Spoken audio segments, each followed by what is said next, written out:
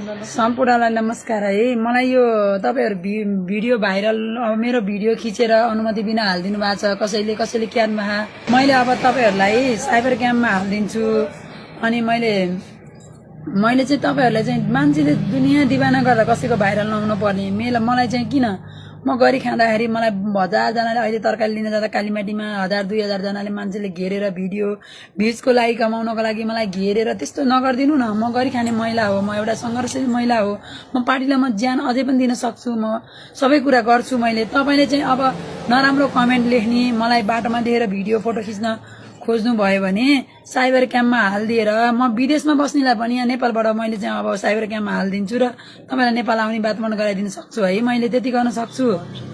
Permission बिना video गराएर एआईबाट तपाईहरुले भिडियो गराउनु भएको छ नि हो, त्यो चाहिँ मैले तपाईहरुलाई साइबर क्याममा हाल्दिन्छु। म सुशीला कार्की सम्मै म अहिले ढोकामा सुशीला कार्कीको ढोकामा जान पनि भयो। मलाई हरेक मिडियाहरुले पनि म मिडिया बोलाएर अब कुरा गर्छु, पत्रकार बोलाएर मैले अब कुरा गर्न पर्ने भयो। म सकिन यसरी। म अहिले कालीमाटी गएर तरकारी लिएर आउँदा तपाईहरुले चाहिँ भिड गरेर फोटो खिचेर दुनिया संसार गरेर दुनिया दिवाना गरेर तपाईहरुले चाहिँ यस्तो गर्न पाउनुहुन्न। तपाईको अधिकार होइन, मेरो अधिकारको लागि तपाईहरुले चाहिँ जनता रोडमा लडेर मर्दा पनि तपाई उठाउन जानु भएन, केही बोल्नु भएन नि। मैले एउटा भिडियो मेरै कान काट्ने भने चाहिँ तपाईको त मैले भनेको छैन नि त। दुनिया दिवानाले भन्दा तिनीहरुलाई केही गर्न नसक्ने मलाई अहिले तरकारी बजारमा जाँदा म तरकारी बजारमै निवेदन दिएर पेश गरिदिन सक्छु नि त।